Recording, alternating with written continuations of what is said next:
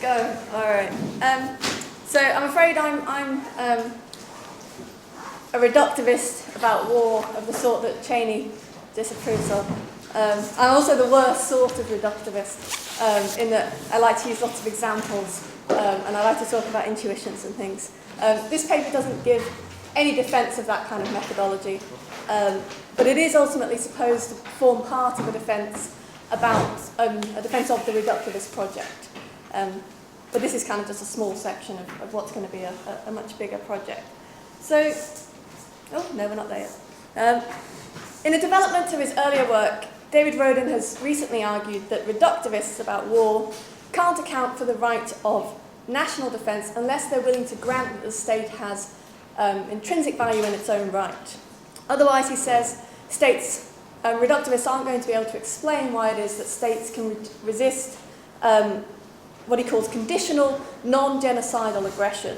So Rodin says that states that are the victims of this kind of aggression, so say they face a threat to their territory or to their resources or to their political system, are not permitted to include the magnitude of the conditional threat, right, so the force that backs up the initial threat, in their calculation about what it's proportionate for them to do. So if there's no immediate threat to the life or limb of individuals within the state, he says the defence of individuals' interests can't warrant lethal force on the part of the victim state. If lethal force is nonetheless permissible as a response to this kind of political aggression, it must be, he says, because the protection of the state itself warrants the use of lethal force. But, Rodin argues, the kinds of things, the sorts of entities, the kind of things that might give the state that sort of value don't manifest only in states. He thinks that other non-state entities can also embody those kind of values. So his example is the example of the Cadbury Chocolate Company in the UK. This was set up in the 19th century, or the 20th century, early 20th century.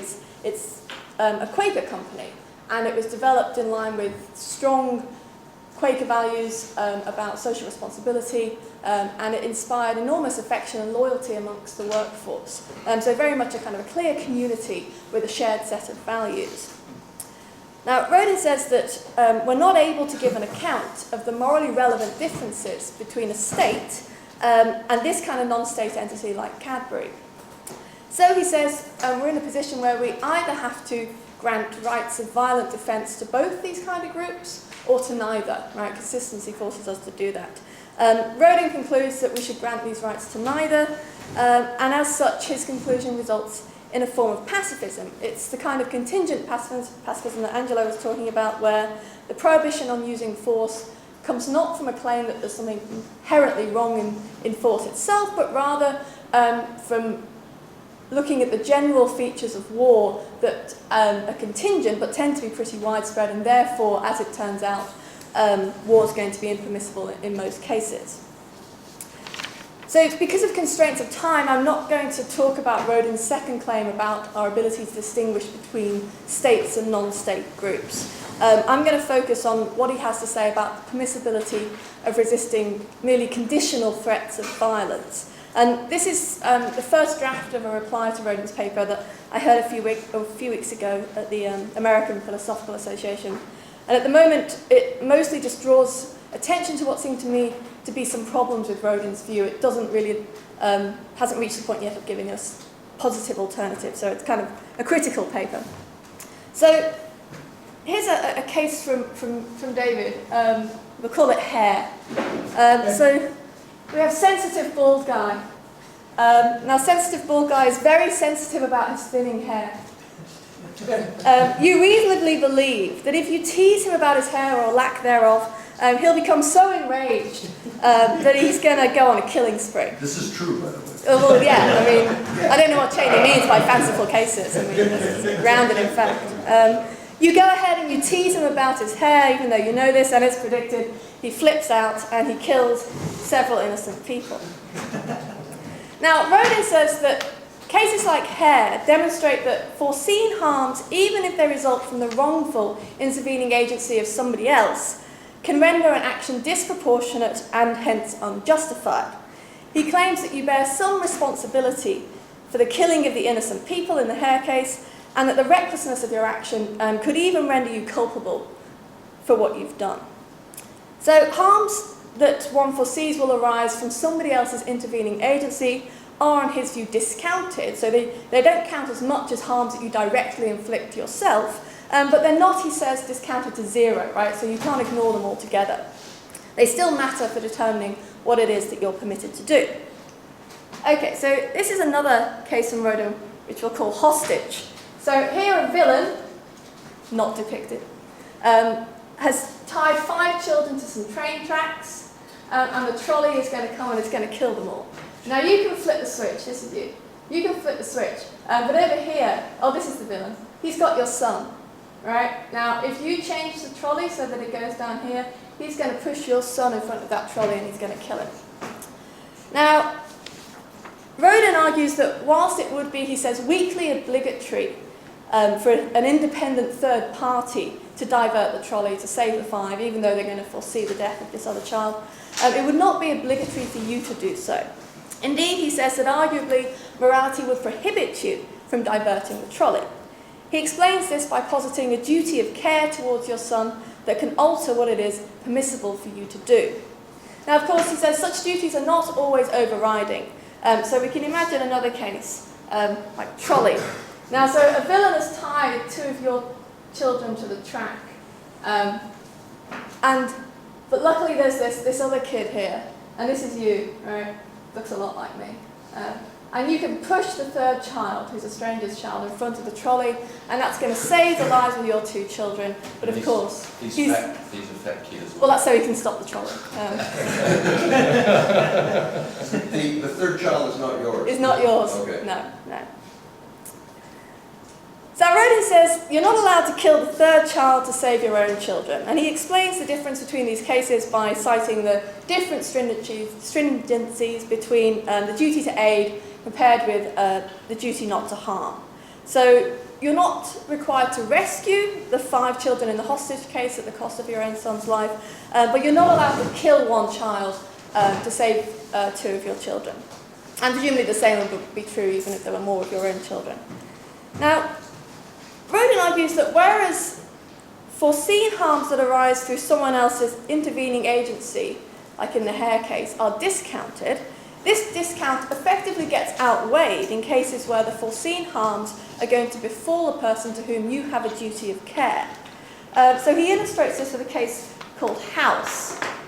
An armed villain invades and occupies your home without justification. He lives in your house, eats all your food, drinks all your beer, makes your family do all of the work. Homer is a conditional aggressor. He makes it clear that he will not use force against you unless you resist. There's no end in sight. Now you can tackle the invader, but the likely consequence is that 1 of your children will be killed, either as a side effect of the struggle or as a reprisal meted out by the aggressor as a consequence of your resistance. Now Rodin says that most people would think it impermissible to tackle the occupier because he says, quote, the value of a child's life, especially since this is your child and you owe a profound duty of care to him, outweighs the good of evicting the occupier. So what does all this tell us about war? Well, Rodin says that there are 2 types of war, genocidal aggression and political aggression. So genocidal aggression involves threats aimed at the vital interests of, quote, all or a significant proportion of a group of people. A threat to a vital interest is a threat to life, substantial threat to bodily integrity, including loss of limb, torture and rape, profound attacks on liberty, such as slavery, and permanent or long-standing displacement from one's home. And Rodin says it also includes causing a state to descend into anarchy, because he thinks that to render a person stateless is also to do them a serious harm. And he also omits the usual requirement that attaches to accounts of genocide, because he doesn't require that these harms be intentional. So even if, for example, the aggressor doesn't intend to cause the state to fall into anarchy, if that is nonetheless the result of the invasion, that would count as genocidal on his view. Now he contrasts this genocidal aggression with the second sort, political aggression. Now he understands this as threats to what he calls the inhabitants' lesser interests, such as the state's resources, its land, or its political system. Now political aggression is often conditional. it will entail bloodshed only if it's resisted. And this is why we get the label the bloodless invasion, right? Because it's a clean invasion as long as you let them have whatever they want. Now, Rodin argues that political aggression and genocidal aggression have, quote, a fundamentally different moral structure. Resistance to political aggression will typically produce greater loss to vital interests among individuals within the defended group, compared with engaging in no defence at all. And he adds, indeed, we can make this assertion definitional. That is to say, we may define political aggression as those actions of aggression, defence against which will foreseeably lead to a greater loss of vital interests among the defended population than alternative responses of negotiation and capitulation. So Rodin then says, well, if we're reductivists about war, then we're forced to conclude that it's impermissible for a state to resist political aggression. Resisting political aggression causes greater harm to the vital interests of, quote, those very people who the defensive action is intended to defend, than capitulating. So the Hare case shows us that even though these harms result from the wrongful reactions of others, right, the fact that then the aggressor state is wrongfully going to use force, this doesn't preclude our being responsible for such harms. We have to still factor them in to our calculations about what it's proportionate for us to do in the face of this political aggression. Now, of course, the harms are discounted because we don't directly inflict them ourselves, but Rodin argues it's here that the duty of care kicks in. The people whom we'll be endangering through our resistance are people, he says, quote, who are bound to us by relationships of loyalty, community, and kinship. They are our family, neighbours, and perhaps comrades in arms. So any discount that arises from the fact that it's the aggressor state and not us that will be endangering the people is undone by the fact that we owe a duty of care to our fellow citizens. So we must therefore, he says, treat the harms that will befall those people as least as restrictively as we would say treat the harms that we directly inflicted on a bystander in self-defence. So people generally think, for example, that it would be wrong to kill a bystander as a side effect of defending oneself against, say, a broken leg, right? And the idea is that at the national level, we're not allowed to endanger our fellow citizens' vital interests, right, by exposing them to a bloody war, to protect something of lesser interest, which for Rodin includes land, resources, and political independence. He says that exposing people to such harms is disproportionate compared to the good that's threatened by the invasion. Now, a natural response to this would be to point out that a state that's faced with conditional political aggression doesn't need to kind of immediately respond with all-out war. Rather, they could engage in more limited acts of resistance. Say, they could reinforce their borders, for example, refuse to cooperate and so on. And we might say, surely, this kind of non-violent response is not disproportionate to the direct threat that they face. And then, if the aggressor decides to make good on its threat, to unleash violence, well then, we're in a position where the vital interests of the citizens of the victim state are threatened, and therefore we might say, surely now, lethal defence is a proportionate response. So by working in stages and viewing each stage of the defence as the point at which you make your proportionality calculation, it looks like we can make it proportionality at each stage, proportionate at each stage to use force. In a sense, you can escalate until you get to the point where force is a proportionate response. But Rodin says that whilst this looks like what he calls a good move to make, he says it's underpinned by a seemingly plausible supposition that the justification of resisting the direct threat to the lesser interest at time one, so the threat to, say, your land, can be established independently of the conditional threat to the greater interest at time two, right? So as if you can decide whether it's proportionate to respond to the threat to your land without having to factor in the fact that there's this conditional threat of violence backing it up. And according to Rodin, this supposition is incorrect. One cannot judge the proportionality of responding to the direct threat without taking into account the harm that will result if the conditional threat is then realised. Thus, he says, when a direct threat to a lesser interest is accompanied by a conditional threat to a vital interest, this provides a moral reason not to defend of the lesser interest, even if using the same level of defensive force would have been proportionate absent the conditional threat. So,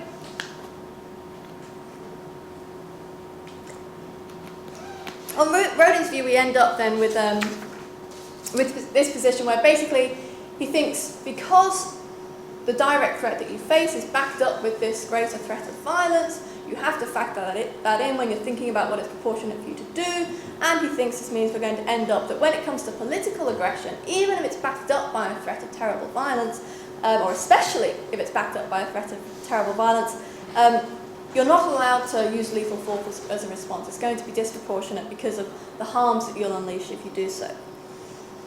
So that's Rodin's view. So here are what I think are some problems with this view.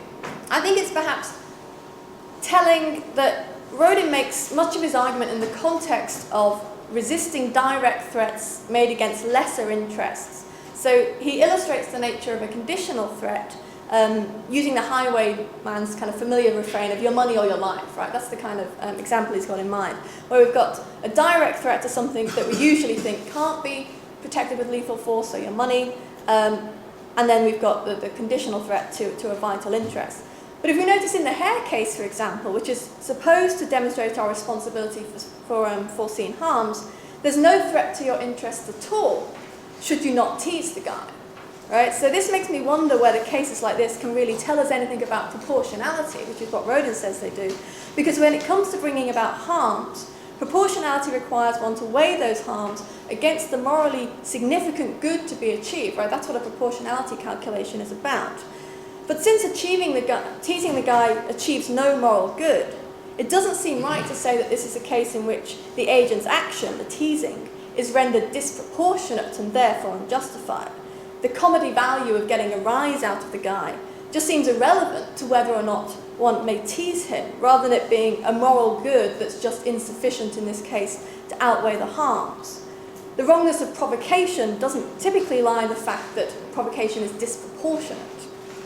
Now, if so, the harms that arise in this case, I think, are probably better understood as gratuitous harms rather than disproportionate harms. And I think that probably limits what that case can tell us about cases in which one foresees that the harms will arise in the course of protecting a good, even when it's a lesser good. And I think that whilst Rodin's claim might seem plausible in cases where one is protecting what's clearly a lesser interest, so it probably is wrong to kill the highwayman to protect your money, it seems to me that it's perhaps only plausible in those kinds of cases, and that Rodin has no way of restricting it to just those kind of cases. So, to see why the claim is less plausible once we're dealing with direct threats to vital interests backed by conditional threats of further violations of vital interests, consider a case like rape. This is on the handout, but I didn't do a picture. So, angry rapist tries to rape Alice. If Alice fends him off, he'll be so angry that he will go on and rape 2 other women.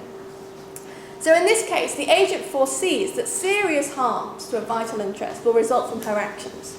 But it seems to me wholly implausible to think that Alice may not resist the rape, that she must submit because otherwise angry rapist will rape other people. Such intuitions easily generalise. If a man has an opportunity to escape a racist mob who plan to lynch him, must he stay put if he knows that their anger at his escape would drive them to lynch other people? I doubt that many people would think that he must.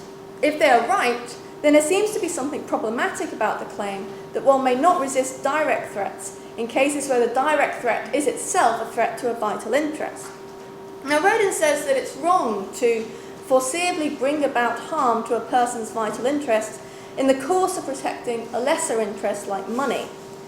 But if vital interest matters so much, presumably it would also be wrong, on Rodin's view, to resist a direct threat to a vital interest when doing so triggers a response that endangers a greater number of vital interests.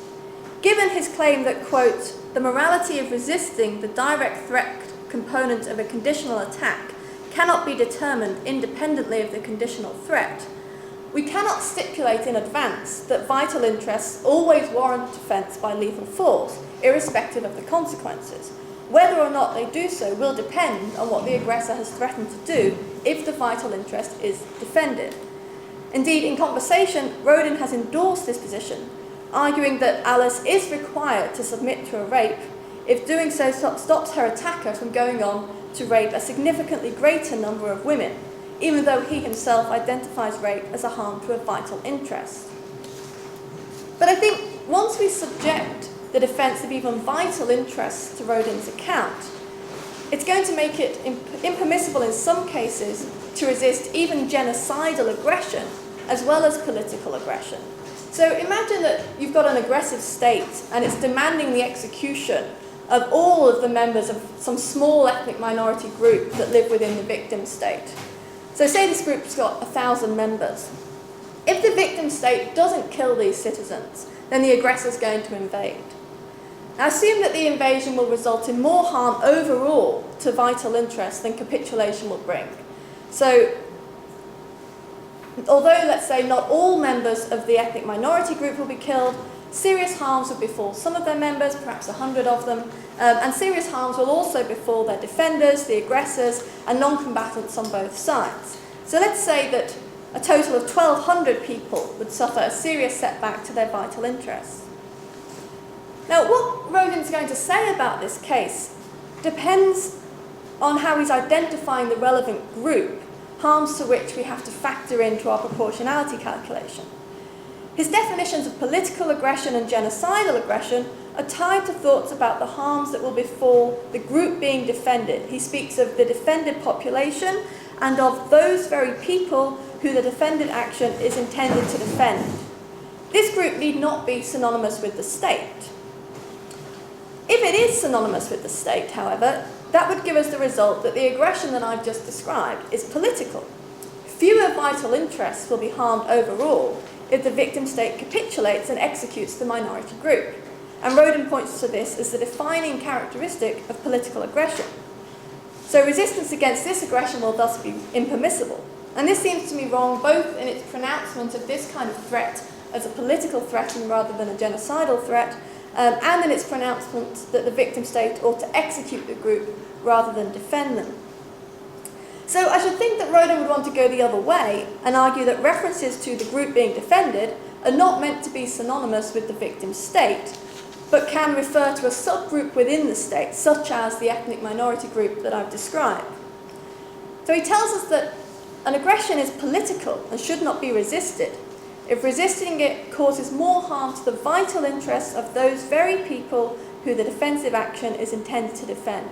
Since in my example, resisting will be less harmful to the vital interests of the minority group, Rodin can count the threat as a genocidal aggression if he uses the group being defended to mean just this particular group, the ethnic minority group. But this result is not just definitional, it's normative. It tells us that the invasion can be resisted because it's genocidal. And yet, this is a case in which more harm will befall vital interests overall if the invasion is resisted. So then Rodin has to give us an argument for why it's only the harms to the vital interests of the subgroup being defended that matter, why the fact that others who were not previously in harm's way will now suffer setbacks to their vital interests as a result of the resistance, why these harms are not important for judging whether the resistance is permissible. Even if we accept Rodin's duty of care argument, which could explain perhaps why we don't need to care very much about harms to non-combatants in the aggressor state, this won't explain why the vital interests of other co-citizens in the victim state can be ignored in our calculations about whether resistance is proportionate.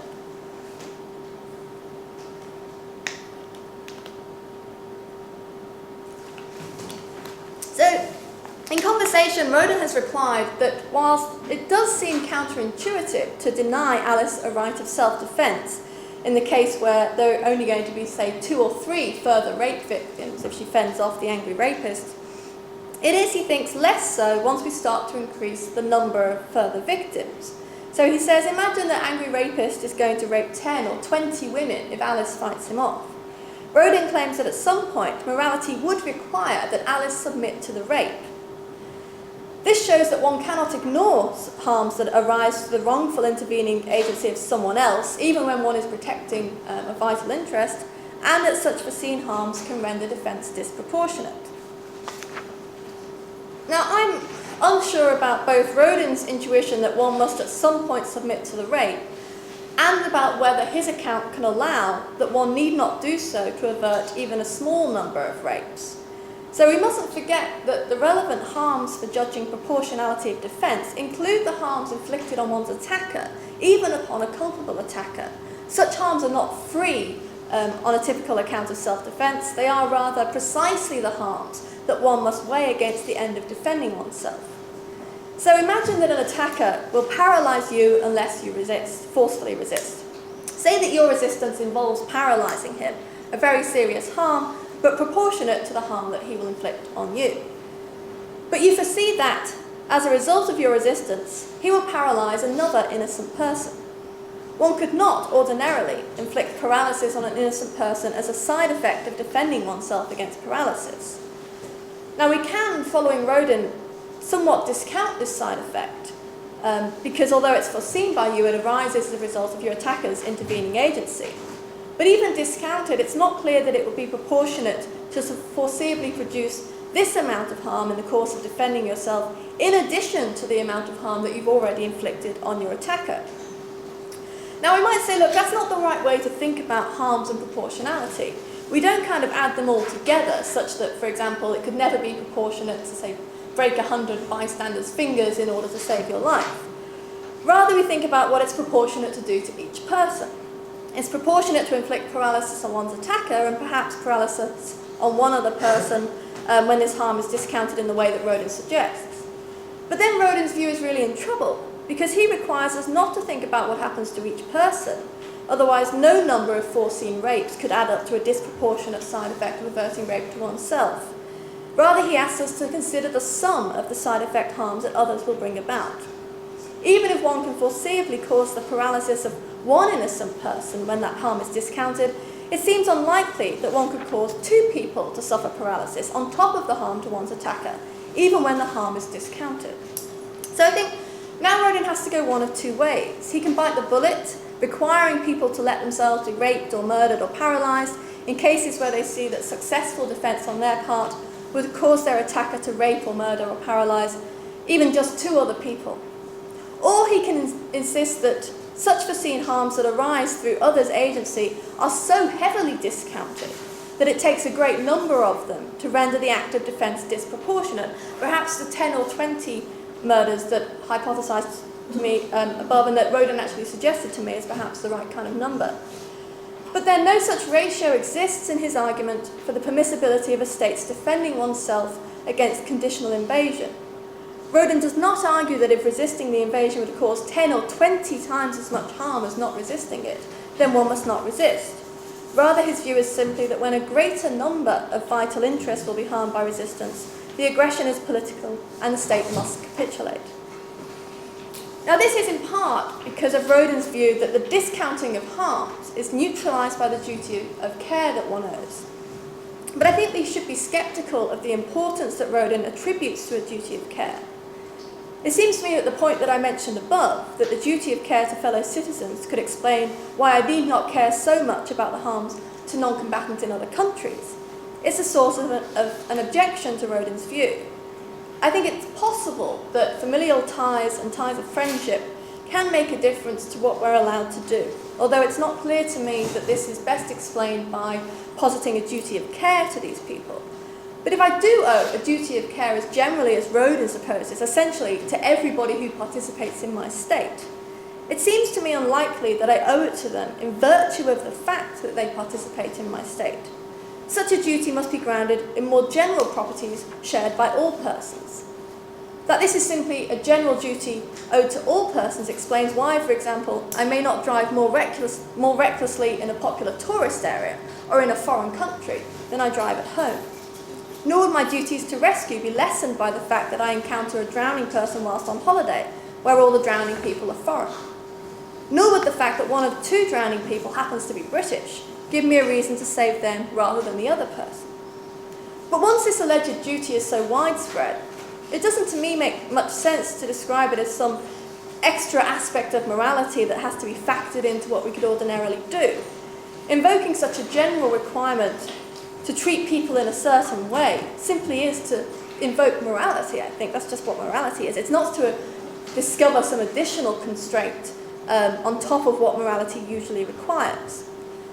And so if foreseen harms that arise through someone else's agency are usually heavily discounted, it doesn't seem to me that there's anything to play the role of cancelling out this discount, such that the state would be required not to defend the minority group, even where doing so exposes more citizens to harm. Moreover, if the duty of care extends so widely as to cover co-citizens generally, it really doesn't seem that Rodin can resist the conclusion that Alice may not fend off angry rapists when doing so would cause him to rape just one other woman, assuming that the woman is a co-citizen. Any discount arising from the fact that she only indirectly causes the harm will be cancelled out or even outweighed by the duty of care that she owes that woman. If one may not directly inflict harm on a bystander to avoid an equal harm to oneself, Alice must submit to the rape. So where does this leave my ethnic minority group?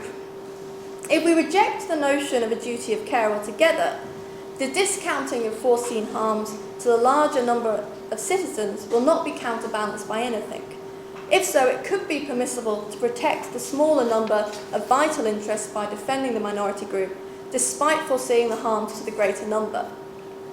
If we think that the duty of care applies to all people equally, or even to just co-citizens equally, then we need to think about how it plays out in the case where one has to choose between defending the minority versus indirectly causing harm to the majority. So, defence or capitulation or resistance. Yes. Rodin says that one cannot intentionally kill an innocent person to save another person to whom one owes a duty of care. But the foreseen harms to the larger number of citizens are not intentional, they're merely foreseen harms. Now, most people think that foreseen harms are morally more significant than allowed harms, right? So harms that you merely allow, but they're not as significant as intentionally harming another person. So they kind of fall in the middle between intentional harms and harms that you merely allow. So it could be perhaps that when we're talking about merely foreseen harms, one is permitted to factor in the threats to less serious interests than threats to life and limb. So Rodin seems to assume that no number of threats to lesser interests could aggregate to outweigh the harming of a vital interest. But it seems to me that there's nothing illegitimate in factoring in the threat to all the citizens that arises from the direct threat to their state's ability to control what goes on in its borders, especially when we're talking about indirectly contributing to foreseen harms rather than intentionally harming others. It's certainly bad for us if our government can be coerced into executing citizens, even if we are not the particular citizens who are being executed. So even if we accept Rodin's binary division into lesser and vital interests, and I'm not sure that we should, this leaves it open whether the setbacks to a sufficient number of people's lesser interests can outweigh harming a number of vital interests. Now, of course, Rodin's house case is supposed to illustrate that even when one merely foresees the harm to a vital interest, one cannot bring it about when one owes a duty of care. But the case seems to me unpersuasive, not least because it doesn't fit Rodin's own characterization of political aggression, in which a greater number of vital interests are harmed by resistance. Rodin seems to overlook the fact that he lists enslavement amongst the infringements of liberty sufficiently serious to count as genocide. One would also think that indefinite imprisonment also counts as a sufficiently serious infringement, and to preserve the analogy with war, it must be the case that you and your family cannot leave the house. And even if you can, Rodin anyway counts indefinite displacement from one's home as a genocidal threat. If so, then house is a case in which more people will suffer setbacks to their vital interests if the occupation is not resisted, because whilst one child will die, not resisting entails that the whole family will be imprisoned and enslaved. So may you resist. If Rodin's claims about what makes a threat genocidal are correct, he must change his mind and say that you may. Given the greater setback to vital interests overall, it would, to borrow his phrase, be straightforwardly self-defeating and morally irrational not to.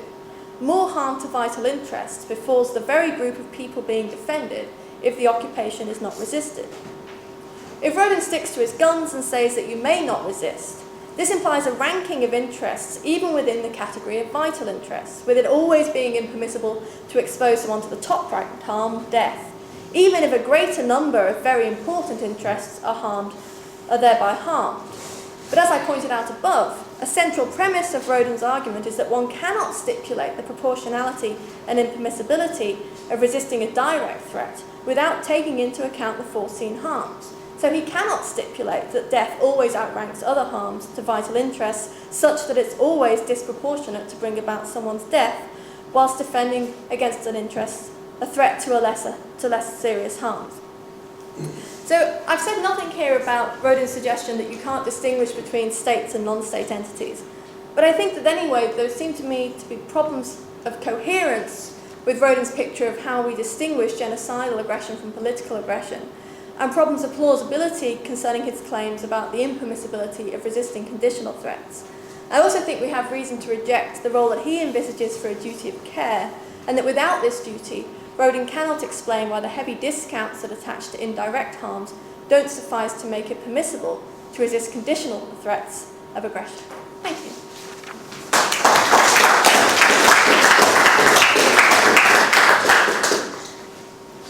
Thank you, Helen. It's bad that Rodin isn't here with us. So No, it's good. It's good. What did you say? I said it's good. He didn't come because he knows I'm right. Yeah. Janie, Nick, Paul. Helen, I want to, first of all, just clarify what exactly follows from this. And that's partly because I am interested in, therefore, where you and I might disagree about it. What I said, what I think, is that the reductionist program cannot be carried out for states qua states. There's nothing about a state qua state that means that its defense of itself has anything to do with the interests of its people. So what I suggested was that what the reductionist program is going to come up with is a very, very qualified right of the state that basically will say there will be some states in some circumstances that have a right to self-defense. And that seems to me what the upshot of your view is going to be. So it's not, what you're arguing for is not what international law says, No. which is what states. And so now what you're saying is, and I found what you're saying is compelling, is that there will be some cases of political aggression where resistance, even though blah, blah, blah follows, is warranted. So now let me give you a real example and just ask your comment on it, okay? 3 times in the last 100 years, the United States has said to a country, hand over someone without a trial, or we will invade you. It did that with Pancho Villa in Mexico, it did that with Noriega in Panama, and it did that with bin Laden in Afghanistan. In each case it said, hand us over to someone who's residing in your country without due process, or we will invade you.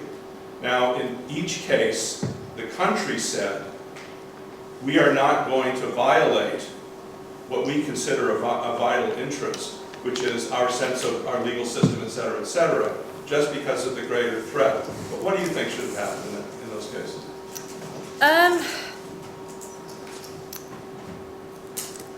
So first, yes, I mean, I agree with your characterization of my view. In cases like that, well, I guess there's a difference, firstly, in what I'm saying between saying that states would be, for example, permitted to hold on to people in a case like this, and that they would be required to do so. So it could be compatible with my view, I haven't thought about this, but it could be compatible with my view to say that they're allowed to hand him over, or they're allowed to keep him. I guess the real question is, could they keep him just one person, even if the state were going to invade? Let me say, because one of the arguments against the Taliban was that they didn't think they were obligated to do this, which showed that they didn't care about their people, because they could have foreseen that even though this was a violation of their principles, the thing would follow. So it's not a hypothetical. I mean, this was, in fact, an argument about why they were not a legitimate political entity at all. In addition to that, why do you think that one person makes a difference to more? Well, that's what I'm wondering, right? Can I say that one person makes a difference, or is it more the point about the control over what goes on in your borders? I don't know, I'm not sure what to say about that case, because it's not clear to me that they that they had to hand him over. But it depends kind of what they wanted to do with him. I mean, given that it was the Americans, probably nothing good. So, yeah, I'm not sure what to say about this. It would make a difference. I think your view certainly seems right if they're demanding that 1,000 people. Well, that's, I mean, there's the proportionality thoughts, right? Could you do this? And I mean, I suppose you can say, look, the interests aren't going to balance out in this case to make it, you know, you couldn't endanger that many people's vital interests, even for the vital interests of one person. And in my example, it's, you know, there's 1,000 lives that the state has to kill versus a greater number of vital interests. So it's enough to kind of refute Rodin's view. But whether or if say the war was going to unleash, you know, say 5,000, 10,000 people are going to be killed, then really it's just a question of weighing up the I would say, though, it's not just the vital interest of that one person. I mean, I take it that what the state would say is the principle of due process. And by the way, when the Shah of Iran ended up in the United States, the Islamic Republic said, give him back. And the United States said, absolutely not, we believe in due process, et cetera, et cetera. Hence, the world proceeded, okay? And that's one of the issues. So I really like what you said, because it seems to me, though, that some of your examples were a little bit loaded about, you know, thousands of people and stuff like that. Whereas a vital interest of a state is a kind of an abstract thing, you know. Well, I mean, I think certainly you could factor in the lesser interest. I mean, I'm using Rodin's term here of lesser and vital. I'm not sure how much weight we should put on that, but let's say the lesser interest of, I mean, all of the citizens have an interest that their state cannot be coerced to handing them over to other countries, right? So if that goes by the way, then they've all been harmed in some way, I think, right? Yeah. So you can factor that in. So it's not just the case of the one guy. It's that he's got some pretty clear threat to, say, a vital interest, and then they've all are at risk of a harm to a lesser interest, that all of them are now endangered in this way and have had their system harmed. But it's, again, you know, it's a question of whether that could add up. But it seems to me that, in principle, things like that could. So I think one of the problems with Rodin's view is that he just doesn't tackle this. It doesn't seem to occur to him that you might add up your lesser interests of a large number of people, such that it could be permissible to sacrifice the vital interests of some. But I mean, it's an interesting case. So thank you.